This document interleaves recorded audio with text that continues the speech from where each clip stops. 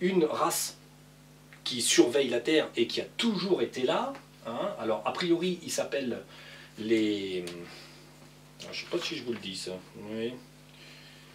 Alors, ils viennent d'un monde qui s'appelle Pariestiran. Bon, alors, ce sont des êtres qui n'ont rien d'humain. On va dire rien d'humain. Bah si, ils ont 2 pieds, 2 jambes. Hein, bon, les Pariestiranais, on peut les appeler comme ça. Voilà. Sauf que, bon, vous avez un de ces représentants qui est arrivé sur Terre. Lui, il faisait au bas mot, je sais pas, 6,5 mètres minimum. Hein. On parle d'un minimum qui est peut-être à 7 mètres, 7 mètres 50. Donc, particularité physique des gens qui viennent de Pariestiran, ils ont des cornes de bouquetin. Je ne sais pas si vous voyez. Donc, des grandes cornes comme ça. Une grosse naissance de cornes. Et leurs cornes sont très longues. Voilà. Très épaisses, très longues. Et elles reposent sur les épaules. Voilà. Et le bonhomme, il est là. Hop. Il a ses grosses cornes. On va me dire, mais c'est un démon. Il est très très méchant. Bon, alors en fait, il faut savoir que dans l'univers, la forme importe peu. Il y a des jardiniers de la Terre, puisque bon, les gens qui viennent de Pariestiran font partie de la fédération des jardiniers de la Terre. Simplement, eux étaient là pour assister l'humanité dans son évolution. Donc, l'un des grands chefs de Pariestiran, on va le faire hein, quand même, on va lui faire ses petites cornes, ça fait un peu des bouclettes, bon, il est mignonne comme ça. Donc, l'un des grands chefs donne aux Atlantes, qui sont déjà pourvus d'une certaine technologie quand même, donne les plans d'une porte des étoiles. Alors ici, ça représente, c'est sur plusieurs hectares. Hein. C'est pas genre une petite pyramide grande comme ça, là, à mettre dans le salon. Ce sont des grandes pyramides qui, semble-t-il, étaient plutôt en cristal. Les Atlantes étaient assez doués dans le fait de cultiver les cristaux, hein, chose qu'on fait déjà de nos jours, ce qui est inquiétant, en fait. Donc, ici, il y avait un édifice en pierre noire qui prenait le flux de chaque pyramide. Ensuite, le rayonnement s'en allait sur la hauteur. Enfin, c'était très particulier. Et en dessous de tout ça, il y avait une sorte de grande salle, et à l'intérieur, effectivement, il y avait une sorte d'anneau de transfert, hein, comme on voit dans Stargate, le film. Il faut avouer qu'en fait, l'être humain finit par avoir de la mémoire. Tout ça est dans votre mémoire, dans la mémoire de tous ceux qui sont incarnés pendant l'Atlantide. Donc en fait, il donne les plans de comment faire. Bon, c'est une grosse installation, ça prend un certain temps, et ce monsieur, qui est un petit peu l'architecte de tout ça, essaye de venir la première fois, tac, je ne sais pas s'il a envoyé quelque chose avant lui, avant de tester, enfin, il devait avoir confiance en sa technologie, donc il arrive et il débarque chez les Atlantes, il y a moins 35 000 ans, donc ça fait quand même déjà une petite paye, et donc il commence à, en fait, comme c'était prévu, il commence à construire plus de bâtiments, ceci, cela, il s'installe là, on l'appellera divinité si on veut, franchement, pas du tout. Ce sont simplement des êtres qui viennent d'un monde où les vibrations et la technologie sont tellement plus avancées que pour eux, tout ça, c'est du b.a.-ba. Alors on a construit 2 portes des étoiles sur Terre, pas une seule de plus, il y en a une qui était, au passé, du côté de l'Écosse et de l'Irlande. Vu ce qu'il en reste de l'Écosse et de l'Irlande, ça a été un peu minchi, je pense qu'on retrouvera peut-être un vieux caillou, 3 bricoles qui ressemblent à ça un jour si on gratte. Et du côté du Tibet, bien heureusement, on ne peut pas les trouver. Pourquoi? Parce que le Tibet, c'est une immense montagne et ça tombe bien. Comme ça. Donc, en fait, ce petit monde-là construit ça, il arrive là, le monsieur, et donc il commence à faire, on va dire, évoluer la civilisation atlante, plus de technologie, on va dire, ça se passe plutôt bien. Alors, précédemment, il faut savoir que ces mondes-là, le monde de Pariestiran, quelque part là, avait mis sur pied en fait un procédé très particulier. Ah là, c'est dommage, il nous faudrait... allez, on va reprendre. On va faire un gribouillis de plus. Sur la planète Terre, en fait, vous avez une très ancienne technologie qui était valide pendant qu'il est arrivé, et c'est pour ça qu'il est venu, parce que des gens de cette qualité-là ne viennent pas si le monde n'est pas propice en vibration. Prenons la planète Terre, à l'époque de l'Atlantide. Ces gens-là avaient déjà livré une technologie très avancée, de façon à ce que la planète Terre puisse être une planète de très bonne vibration. Alors, du côté de l'Himalaya, ici, donc des chaînes du Tibet ici, ils avaient posé 3 petits pieds. Enfin, 3 petits pieds, c'est déjà une grosse installation. Ces petits pieds, en fait, il y a des gros cristaux qu'ils a... Bon, c'est les spécialistes du cristal, hein. Donc des gros cristaux pris dans une salle avec un métal qu'on appelle de l'airain, technologie qui leur appartient. Donc c'est un mélange des 7 métaux premiers qui donne avec un dosage particulier. Et en fait, la pièce est entièrement en airain. Ensuite, dedans, il y a un énorme cristal et ça génère une onde spécifique. Sur Terre, en fait, il y avait au Tibet, donc un pied. En Amérique du Sud, donc là, hop, on va mettre sud. Pareil, 3 petits pieds, tac, tac, tac, tac, tac, tac. Et ensuite, du côté Irlande-Écosse, c'est pour ça que M. Christ est allé par là, on avait, pareil, 3 petits pieds. Ces 3 petits pieds créent une onde qui se projette, les 3, et une onde qui se projette les 3. Ensuite, la seule chose que vous avez à faire, si vous voulez créer sur un périmètre bien défini sur une planète, il vous faut un astre artificiel. Cet astre artificiel, c'était une lune de cristal, c'est leur technologie. Donc cette lune de cristal se positionnait, alors on pourrait la mettre ici, ce qui fait qu'on avait en fait une géométrie de pyramide tout simplement, de pyramide 3 faces, avec la lune de cristal au-dessus.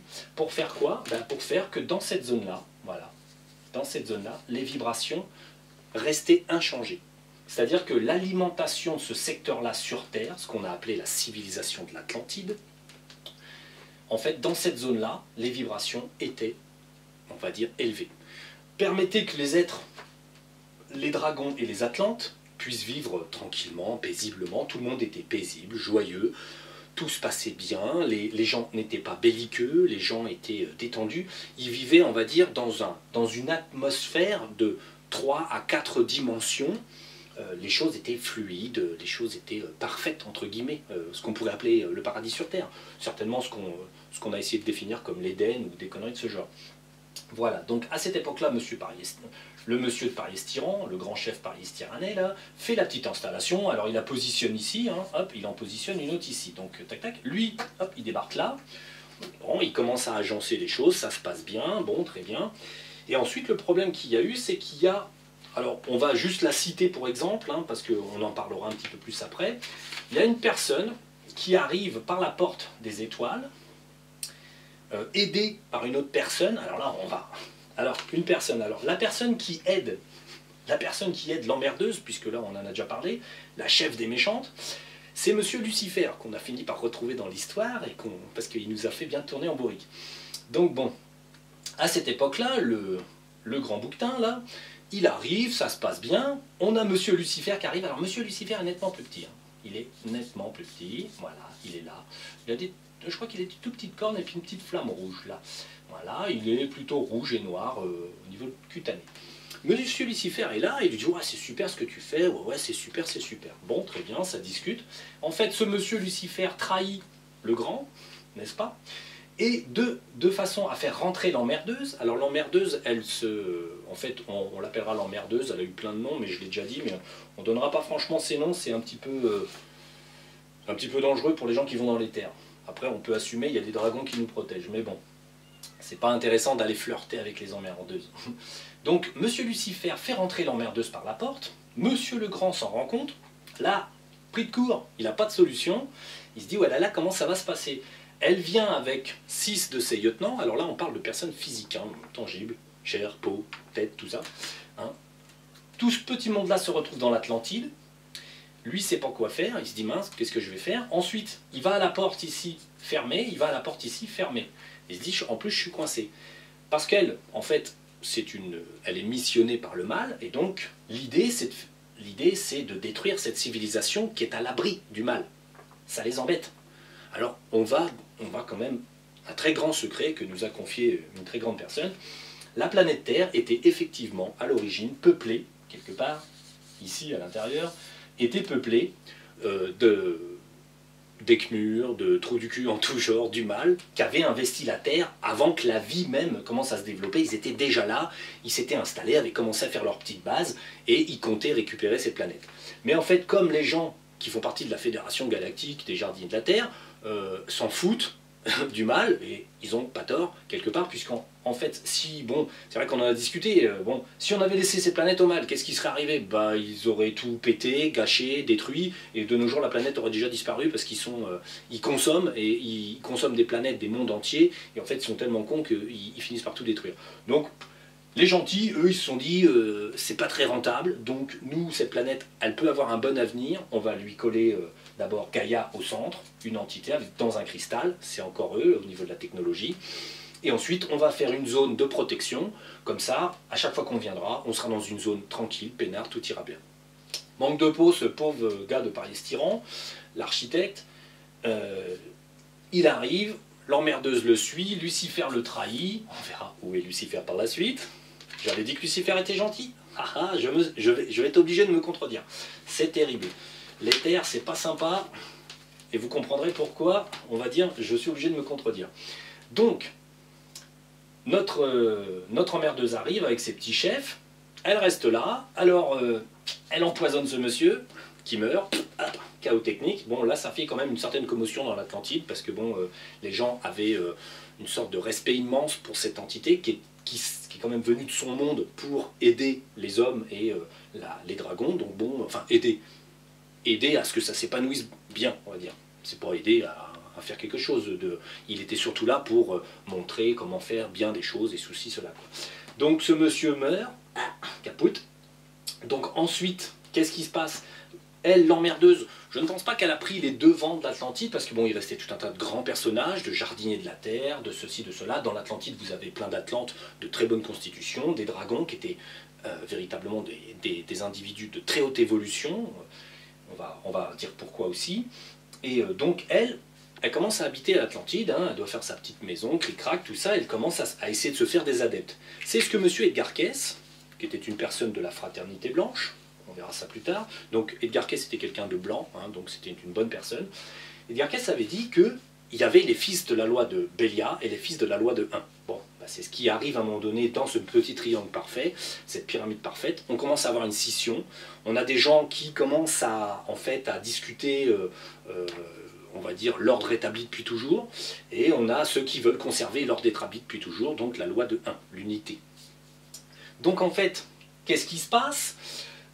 Entre la période de moins 35 000 ans et moins 15 000 ans, l'emmerdeuse essaye de gagner du pouvoir, commence à essayer de retourner tout un tas de gens les uns contre les autres, et en fait, à la fin, au bout de 20 000 ans, je vous passe les épreuves, on pourrait y passer plusieurs siècles à raconter ce qui s'est passé, vu que quand même c'est 20 000 ans de vie. Donc, à la fin, qu'est-ce qui se passe? Elle arrive à faire en sorte qu'une personne soit élue au comité qui gère, on va dire, cette technologie. Il faut savoir qu'à cette époque-là, les individus qui ont livré cette technologie, et donc l'architecte qui a mis en place cette technologie et qui est mort, plus personne n'est là. Donc la responsabilité est livrée aux Atlantes. Bon, bah débrouillez-vous, ça fonctionne comme ça, allez hop, voilà, ne touchez à rien, ça marche bien comme c'est. C'est ce qu'on leur a dit. Et on leur a dit surtout ne pas décaler d'un iota la Lune, ne pas faire ci, ne pas faire ça. Bon, du coup l'emmerdeuse, en fait, ce qu'elle fait, c'est qu'elle a des potes qui se font passer pour des blancs, ensuite qui sont au Grand Conseil, qui veulent récupérer, parce qu'il y a beaucoup de cités, hein, il y a la cité de Poséidia, la machin, le truc et bidule, ils veulent récupérer de l'énergie pour des intérêts, ci comme ça, et ils disent non, non, mais c'est très possible de bouger un peu la Lune pour que on récupère de l'énergie pour faire ci, pour faire ça. Conclusion, il fallait pas le faire. La Lune, en fait, comme elle est vraiment sous un axe très précis, dès qu'il commence à changer les réglages des cristaux du bas, la Lune tombe sur la Terre. Là, c'est ce qu'on appelle la fin de l'Atlantide, la destruction de l'Atlantide.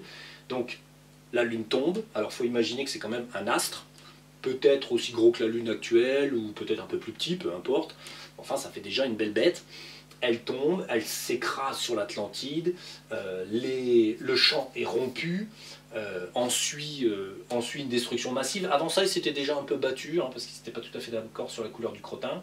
Et donc l'emmerdeuse gagne finalement ce qu'elle voulait, parce qu'elle, ce qu'elle voulait, c'était retirer ça, pour que cette planète puisse être investie par l'ombre beaucoup plus profondément.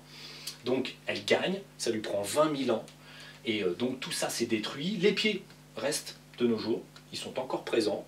On a été voir, ils sont tous en bon état, il n'y a pas de problème. On reparlera des pieds, parce qu'il y a des gens, en fait, enfin, il y a des entités qui sont connectées à chaque pied. C'est comme ça que ça se passe maintenant. Donc, à cette époque-là, on va reparler des dragons. Donc, les dragons habitent dans l'Atlantide. Qui sont les dragons? En fait, ce sont des êtres, alors là, vous allez être surpris, ce sont des êtres qui ont des apparences pas celle-là, non, ils ont des apparences de gros crocodiliens. Quand je dis gros, c'est que bon, le gars là il fait 7 mètres, Lucifer faisait à peu près dans les 3 mètres, et les dragons pouvaient être des individus, des bipèdes, hein, bien sûr, bipèdes, assez costauds, assez grands, massifs, on va dire, hein, et ils vivaient entre eux la plupart du temps, hein, et en fait, les Atlantes allaient les voir, parce qu'en fait, les dragons ont une conscience unitaire. Ça veut dire quoi? Ça veut dire que chaque dragon, où qu'il soit sur la Terre, on va dire, peut savoir ce que fait l'autre. Leur conscience était connectée. Ce qui fait que si un dragon est connecté dans le temps et l'espace, ce qui fait qu'en fait, si un dragon, il y a 10 000, 100 000 ans de là, avait appris quelque chose, le dragon de là pouvait consulter la mémoire commune et en fait savoir ce qu'avait fait celui-là. En même temps, il pouvait savoir au présent ce que ce dragon faisait là.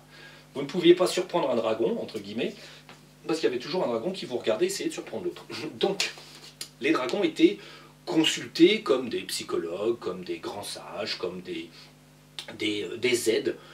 Dans votre petite vie de tous les jours, les Atlantes allaient les voir pour des conseils, voilà. C'était, il n'y avait pas de question d'argent, hein, ça n'existait pas. Donc les dragons étaient une espèce de reptilien. Alors là, bon, il ne faut pas non plus jeter la pierre sur la forme, c'est toujours la même chose, la forme importe peu. Ils étaient grands, ils étaient costauds, et ils avaient donc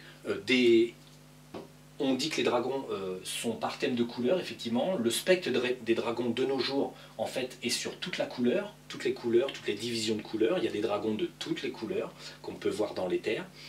Et en fait, ils agissent pareil. Alors pourquoi maintenant sont-ils dans les terres? Pourquoi ils n'en restent pas sur terre?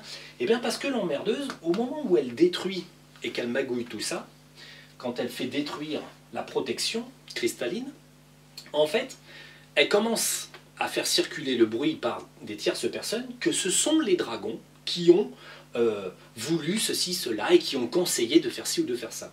Bon, chose totalement fausse, les dragons en fait savaient très bien à quoi ça servait, donc savaient très bien qu'il ne fallait pas que ça bouge.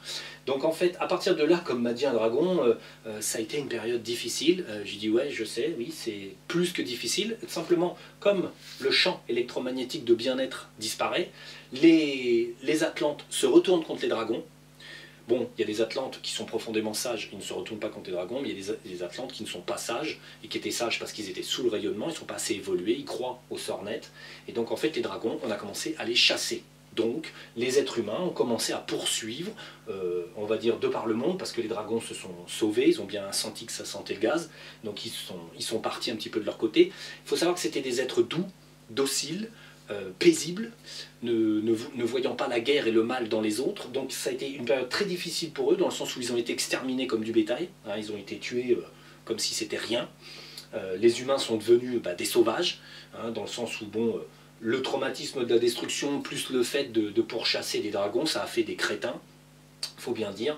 Et donc en fait, les derniers signes de dragons pourchassés datent du Moyen-Âge en France. Les derniers dragons ont été tués effectivement à peu près en France. À cette époque-là, pareil, un peu peut-être partout dans le monde, les derniers dragons sont morts, tout simplement parce qu'on les a poursuivis et tués. Et derrière, on avait l'Église, donc on avait l'Église. Posez-vous une question, on avait donc l'emmerdeuse derrière. Exterminer, en fait, toute possibilité pour l'humanité d'avoir des alliés avec une conscience une conscience universelle. Donc en fait, elle se débarrasse de la seule béquille sur laquelle aurait pu s'appuyer l'humanité pour essayer de comprendre quelque chose. Se débarrassant des dragons, pas de chance, ces dragons atterrissent en fait dans les cieux, hein, puisqu'ils meurent, ils perdent leur corps, et en fait, ils stationnent en conscience. Les dragons stationnent en conscience. Alors vous pouvez les trouver, pour ce qui est des dragons de couleur, donc bleu, blanc, rouge, vert, juste les noirs. Alors les noirs sont anthracites, ils ne sont pas méchants, toujours pas méchants, mais ça définit un peu leur caractère. Pourpre, rouge. Dans les dragons, vous avez des petits dragons, ceux qui sont des divisions de couleurs, entre guillemets, des couleurs qui ne sont pas trop majeures, et vous avez des grands dragons. Et vous avez toutes les couleurs, et là, eux, ils sont entre la 4e et la 5e dimension. Et ensuite, plus haut, alors déjà, ici chez eux, vous avez donc toutes les couleurs que vous pouvez appeler. Vous avez déjà le Grand Conseil des Dragons, qui est constitué de dragons blancs et peut-être d'autres couleurs. Le Grand Conseil, c'est à peu près une 40-50 dragons qui siègent en haut. Alors sachant que les dragons, comme ils sont unitaires et qu'ils savent tous un peu la même chose, quand il y en a un qui dit oh, bah, tiens, prends ma place, un autre dragon prend sa place au Grand Conseil, ceci, cela, voilà. Donc il y a les dragons, en général, qu'on peut rencontrer dans les terres, il y a un Grand Conseil des dragons, et au-dessus du Grand Conseil des dragons, alors la couleur évidemment la plus propre, pure, c'est le blanc, hein, évidemment chez les dragons de ce côté-là, mais les rouges sont sympas parce qu'ils sont très colériques, ils aiment bien taper sur les écmures, tout ça, enfin bon, ils ont tous un caractère, ils sont assez marrants. Et ensuite, vous avez au-dessus ceux qui ont une conscience qui va de la 6e dimension à beaucoup plus haut. Là, c'est les dragons de cristal. Parce que les dimensions très hautes sont des dimensions cristallines. Là, en ce moment, nous, on bosse avec des dragons de cristal. Donc, qui sont, on va dire, beaucoup plus puissants, ce qui permet certaines choses beaucoup plus... Enfin, attention, on ne jette pas la pierre sur les autres, ils sont proches de tout le monde. Certaines personnes ne peuvent pas aborder des dragons de cristal, trop costauds, ils vont même pas les voir et les dragons ne viendront pas. Sachant que les dragons, quand vous les appelez, en fait, quand vous appelez un dragon, si vous êtes sceptique, le dragon restera en recul. Et ce qui est très amusant, c'est que les dragons, en fait, dans les terres, vous verrez une sorte de petit nuage, entre guillemets, avec des petites... Si vous voyez le dragon comme il est, parce que dans les terres, les dragons n'ont pas de forme. Ils n'ont pas de forme préconçue. Ils pourraient très bien on va dire, se générer une image de ce qu'ils étaient avant, mais vous auriez peur parce que vous verriez un crocodile, et comme vous avez tendance à croire que ce qui est reptilien est mauvais, on va dire, mon Dieu, un reptilien. Non, pas du tout. Les dragons, en fait, sont un nuage de particules brillantes, et à l'intérieur du nuage, on a des petites particules de la couleur du dragon. Ensuite, évidemment, vous, en tant que personne dans les terres, vous allez concevoir les dragons d'une manière ou d'une autre. Ce qui fait que certaines personnes verront des dragons façon Dragon Ball Z, certaines personnes verront des dragons façon Antiquité, hein, donc avec des écailles dorées, machin et trucs. Donc l'idée c'est que le dragon, vous le verrez comme vous avez envie de le voir. Vous le verrez uniquement comme ça. Si vous lui demandez sa vraie forme, si dans les terres vous lui demandez sa vraie forme, mais vous avez tendance à croire que sa vraie forme c'est ce que vous voyez, il ne vous montrera pas sa vraie forme, parce qu'il n'en sera pas forcément capable, parce que vous bloquerez la forme qu'il veut vous montrer par la forme que vous pensez qu'il a. Les terres, c'est ça, c'est un monde de l'esprit. L'esprit domine la matière. Donc, les dragons, c'est des sortes de petits nuages avec des particules de couleur, avec une conscience et des pouvoirs particuliers. Ils sont vos principaux alliés, et c'est même, on va dire, presque les seuls dans un premier temps. Quand vous faites des voyages dans les terres, ils vous protègent. Ils peuvent enlever les écmures, les choses comme ça, il y a tout un travail qu'on peut faire avec eux, ça on verra ça plus tard par la suite, et en fait, ils ont en fait la possibilité de combattre l'emmerdeuse sans aucun souci, puisqu'en fait, bon, quand on commence à... Même les dragons blancs, les dragons de couleur, ils peuvent s'unir à la repousser, et ensuite l'emmerdeuse peut être repoussée, parce que parfois elle vient, quand vraiment vous êtes une personne qui est très emmerdante pour elle, donc elle vient. Les dragons de cristal, quand vous êtes en présence de plusieurs dragons de cristal, l'emmerdeuse, elle vient même plus, parce qu'elle n'en a même pas le pouvoir en fait. Donc elle a beau se croire très grande, elle n'est pas si grande que ça. Donc voilà, alors nos amis des dragons, véritablement c'est dommage d'ailleurs qu'il n'y en ait plus, et d'ailleurs s'il y en a encore dans le monde, le conseil que je peux donner c'est qu'ils se cachent, parce que les humains ne sont pas encore aptes à en fait les rencontrer, et de toute façon, ce qui est très important de savoir, c'est qu'ils ont été éliminés et passés dans la conscience des hommes comme des ennemis pendant un temps très important, et de nos jours on les retrouve un petit peu comme créatures mystiques, on ne sait pas trop, voilà, méchants, gentils, c'est pas sûr, quoi. Bon, bah, les dragons c'est invariablement bon. Il n'y a pas de dragon qui fasse du mal. Si un dragon ne veut pas vous parler ou ceci ou cela, il faut chercher en vous ce qui ne va pas. Le dragon est un petit peu au reflet de ce que vous pensez. Si vous voyez des dragons et si vous appelez des dragons, parce qu'on appelle un dragon d'une couleur ou d'une autre pour faire une désimplantation, pour nous quand on se promène, on demande au dragon tiens, où c'était ça, et il nous emmène. C'est-à-dire que le dragon, vous le prenez par la main, hop, il vous emmène dans l'époque, le lieu, et il vous montre comment ça s'est passé. Si je veux retrouver quelqu'un n'importe où en France, je demande à un dragon, je donne le nom, il me dit oui, je connais. Bah, lui non, mais le dragon qui est par là, quelque part en France, il connaît. Les dragons étant dans une dimension supérieure, ils ont vu sur tout. Et en fait, ce qui est très amusant, c'est que si j'ai besoin de trouver quelqu'un, je demande à un dragon que j'appelle, un autre dragon qui est quelque part le sait, donc il se passe l'information de l'un à l'autre, et hop, on y va et on trouve la personne. C'est comme ça que j'ai pu trouver toutes les entités là que nous avons présentement. C'est comme ça que j'ai pu les trouver, et j'ai pu les trouver s'ils sont incarnés aussi de nos jours, et j'ai pu les trouver tout simplement dans le temps et dans l'espace, entre guillemets, tout simplement en fait en utilisant les dragons, qui sont en fait la seule solution pour ne pas se faire berner aussi. Parce que les dragons, les dragons de moindre couleur vous laissent un peu galérer, parce qu'ils veulent un peu que vous affûtiez vos sens. Mais quand vous demandez à un dragon certaines choses, vous voyez, après on a été voir Mara, on avait un doute, on demande à un dragon, il dit bah oui, c'est un écmur, quoi, c'est tout, quoi. Voilà, bon, ça permet de dire ah bon, et puis après si on la cherche de nos jours, on la trouve, elle est en France quelque part, ça on peut demander à un dragon. Tout comme on a fait, alors là je ne vous donnerai pas où ils sont et ceci, cela, mais on a été voir Jean, qui est incarné de nos jours, le frère de Jean, qui est incarné de nos jours, mais bon, ils sont trop vieux, c'est-à-dire que, enfin ils sont trop vieux, ils sont trop partis dans la vie humaine, c'est-à-dire que je ne les dérangerai pas, dans le sens où ils devaient servir à quelque chose dans l'histoire, mais en fait je ne les dérangerai pas à leur dire vous êtes un tel, dans le sens où tout simplement le temps a passé un petit peu trop, et en fait certaines personnes qui étaient destinées à faire certaines choses ne le sont plus, tout simplement parce qu'ils sont trop encroutés dans leur vie humaine. On a Pierre aussi, qui est sur Terre, qui est quelque part du côté du nord de la France, on a Jean, on a le frère de Jean qui est là, on a... Marie-Madeleine est incarnée aussi, on a... qui c'est qu'on a d'autre? Dans ce petit groupe-là, oui, bon, on a l'une des femmes aussi, l'une des femmes qui est incarnée de nos jours aussi, du côté du sud de la France. Yeshua n'est pas incarné. Jésus, Christ, machin, n'est pas incarné. Alors, je ne me suis pas demandé si Yeshua ben Joseph était incarné, je me suis juste demandé si Christ était incarné. Donc, Christ, aujourd'hui, est en haut et est navré, pour avoir eu une conversation avec lui, est navré de ce qui est arrivé. Et quand il était incarné, il avait vu ce qui allait être fait, et il en était déjà, on va dire, relativement retourné de voir ce qu'on allait faire de son simple passage. Il était suffisamment navré de son vivant, de ce qu'on allait inventer sur lui. Donc voilà. Les dragons permettent de se protéger, donc de quêter des informations et de les vérifier. Ils sont, dans les terres, vos seuls amis. On va dire, que vous pouvez appeler pour faire des choses. Après, il y a des entités qui sont positives. Dans les terres, c'est pas le problème. Mais les dragons sont les seuls à être des êtres positifs, qui ne chercheront pas à vous faire du mal, qui ne chercheront pas à vous berner, qui ne chercheront pas à tout un tas de choses. Hein. Parce que bon, on a tout un tas de personnes qui vont dans les terres et qui font intervenir des tas d'autres personnes qui, soi-disant, les aident. C'est pas du tout ça. On va voir ça à la page l'emmerdeuse.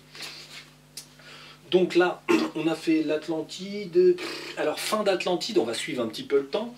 Fin d'Atlantide, bon, les dragons s'en vont, sont exterminés bien des années après, donc à peu près vers 1000-1500, l'an 1000, les derniers dragons meurent. Alors, avant ça, l'Atlantide est détruite.